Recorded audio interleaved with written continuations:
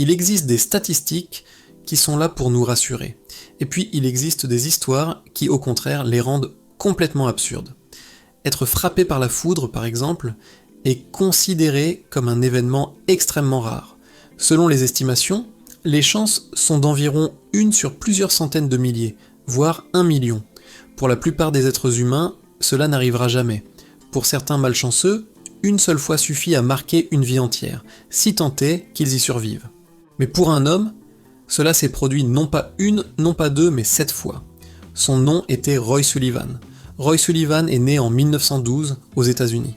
Il mène une vie simple, sans excès, sans aucune recherche de notoriété. Il travaille comme garde forestier, dans le parc national de Shenandoah, en Virginie. Un parc magnifique, immense, couvert de forêts denses et de montagnes. Son quotidien consiste à surveiller ces forêts, à guider les visiteurs, à prévenir les incendies et à protéger la faune locale. C'est un travail en plein air, un travail qui l'expose aux éléments, mais qui reste parfaitement ordinaire pour quelqu'un de sa profession. Rien, absolument rien dans sa personnalité ou dans son parcours ne laisse penser qu'il deviendra un jour un cas unique dans l'histoire humaine, un véritable phénomène statistique vivant. La première fois que la foudre le frappe, nous sommes en 1942, Roy a alors 30 ans. Il se trouve dans une tour de guet en bois, flambant neuve, utilisée pour surveiller les départs de feu dans le parc. Ben, sans tout, un orage éclate violemment. La tour n'est pas encore équipée de paratonnerres. La foudre s'abat sur la structure avec une force inouïe. Le feu se propage instantanément. Roy, paniqué, tente de s'enfuir, mais juste avant de pouvoir sortir, un éclair le frappe directement à la jambe. Il est projeté au sol, sentant une douleur fulgurante. Il survit, mais garde des brûlures importantes qui laisseront une cicatrice. À l'époque, il s'en remet relativement bien. L'incident est classé comme un accident exceptionnel, une malchance incroyable. Personne ne se doute que ce n'est que le tout début d'une longue et terrible série. Pendant des années, près de 30 ans, Roy Sullivan reprend une vie normale. Il continue son travail, retourne dans ses forêts bien aimées, il affronte les intempéries comme n'importe quel autre garde forestier.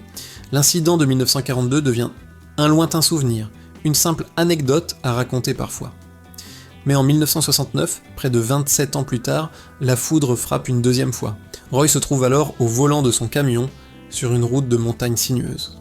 Un orage éclate, il pense être en sécurité à l'intérieur de son véhicule. Erreur, la foudre frappe un arbre à proximité, ricoche et traverse la vitre ouverte de son camion pour le toucher directement à la tête. L'impact est si violent qu'il perd connaissance.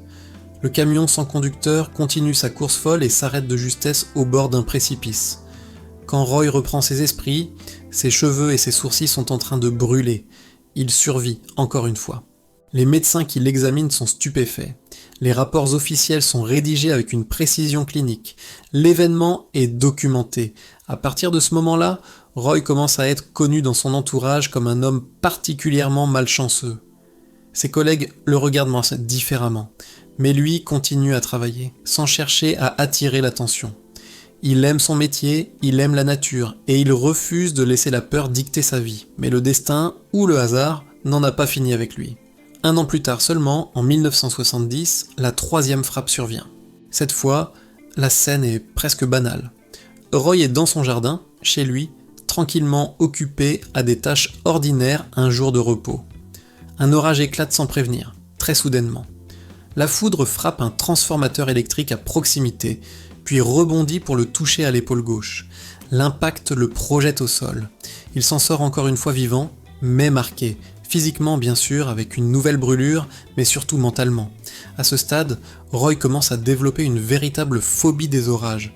Chaque nuage sombre qui s'amoncelle à l'horizon devient une menace. Chaque grondement lointain, une alerte qui lui glace le sang. Il commence à croire qu'une force étrange le poursuit, mais la nature ne semble pas vouloir l'épargner. En 1972, la foudre frappe pour la 4e fois. Roy est en patrouille dans une station de garde du parc. Un orage approche. Conscient du danger, il tente de s'éloigner en voiture pour se mettre à l'abri. Il entend un bruit assourdissant. La foudre frappe le bâtiment où il se trouvait, mettant le feu aux installations. Il pense avoir échappé au pire. Mais alors qu'il sort de sa voiture, il sent une chaleur intense. La foudre l'a suivi. Elle le touche de nouveau à la tête. Met le feu à ses cheveux une fois de plus. Il survit. Encore. Les autorités du parc national commencent à prendre son cas très au sérieux. Les incidents sont enregistrés avec une précision méticuleuse. Roy Sullivan entre dans les archives officielles, devenant malgré lui un phénomène statistique vivant, un cas d'étude. En 1973, c'est la 5e frappe. Roy est en patrouille, encore une fois dans sa voiture. Il repère un nuage sombre et décide cette fois de prendre la fuite à pied, pensant que le véhicule attire la foudre. Il court pour s'éloigner, mais l'éclair semble le chasser. La foudre le frappe, projetant une de ses chaussures à plus de 30 mètres. Il survit, une fois de plus, mais cette fois les séquelles sont lourdes. Il souffre de douleurs chroniques et d'un stress post-traumatique sévère. Les spécialistes parlent d'un enchaînement extraordinairement improbable. Certains évoquent la malchance pure. D'autres tentent d'expliquer cela par son environnement de travail, son exposition prolongée ou des conditions météorologiques particulières en Virginie. Mais aucune explication rationnelle ne suffit réellement à justifier une telle répétition. À partir de là, la peur de Roy devient une paranoïa. Il est convaincu qu'il attire la foudre. Il commence à transporter en permanence un bidon d'eau avec lui pour éteindre le feu sur ses cheveux si cela se reproduit. Quand il conduit pendant un orage, il s'arrête et se couche sur le siège avant, attendant que ça passe. Ses collègues commencent à l'éviter. Personne ne veut se tenir à côté de lui pendant un orage. Cette solitude et cette peur le rongent de l'intérieur. En 1976, la 6e frappe survient. Roy est en train de pêcher dans un étang. Un orage éclate. Il tente de se mettre à l'abri, sans succès. La foudre le frappe. Il survit encore. À ce stade, Roy Sullivan est devenu un cas unique au monde. Les médias commencent à s'intéresser massivement à son histoire. Il est surnommé l'homme paratonnerre humain. Le Guinness World Records s'empare de son cas. Son nom est officiellement inscrit comme la personne ayant survécu au plus grand nombre d'impacts de foudre documentés. Mais cette notoriété n'apporte aucun réconfort. Au contraire, elle le plonge encore plus dans l'isolement. Roy vit désormais dans l'angoisse permanente. Il évite les espaces ouverts. Il observe le ciel constamment. Il dort mal. Sa vie est devenue un enfer. Et puis, en 1977, la 7e et dernière frappe connue a lieu. Roy est à nouveau en train de pêcher. Un orage éclate soudainement. La foudre le frappe à la tête, à la poitrine et au ventre. Il est gravement brûlé. Pour ajouter à l'horreur de la situation, alors qu'il tente de regagner sa voiture, il doit faire face à un ours qui essaie de lui voler les poissons qu'il vient de pêcher. Roy, malgré ses blessures, trouve la force de frapper l'ours avec une branche pour le faire fuir. Il dira plus tard que c'était la 22e fois qu'il devait frapper un ours dans sa carrière. Il survit, encore. Mais quelque chose s'est définitivement brisé en lui. Physiquement, il est affaibli par les coups répétés de milliers de volts. Psychologiquement, il est complètement épuisé. Roy Sullivan n'a jamais cherché à défier la nature. Il n'a jamais provoqué le danger. Il se trouvait simplement au mauvais endroit, au mauvais moment, encore et encore et encore. Les scientifiques admettent aujourd'hui que son cas est l'un des plus improbables jamais recensés. Même en tenant compte de son exposition professionnelle, la répétition de ces événements dépasse largement tous les modèles statistiques classiques.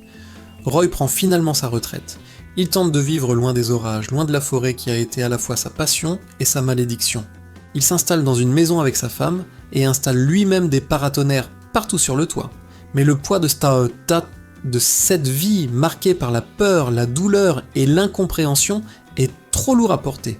En 1983, Roy Sullivan meurt à l'âge de 71 ans.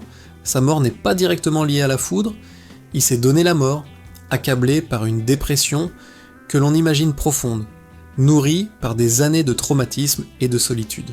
Son histoire reste pourtant gravée dans les archives scientifiques et humaines. Elle nous rappelle une chose essentielle. La nature n'est ni juste ni injuste. Elle est simplement indifférente. Et parfois, au milieu de milliards de vies ordinaires, elle choisit un seul homme pour une raison qui nous échappera toujours et le frappe. Et encore, cette fois.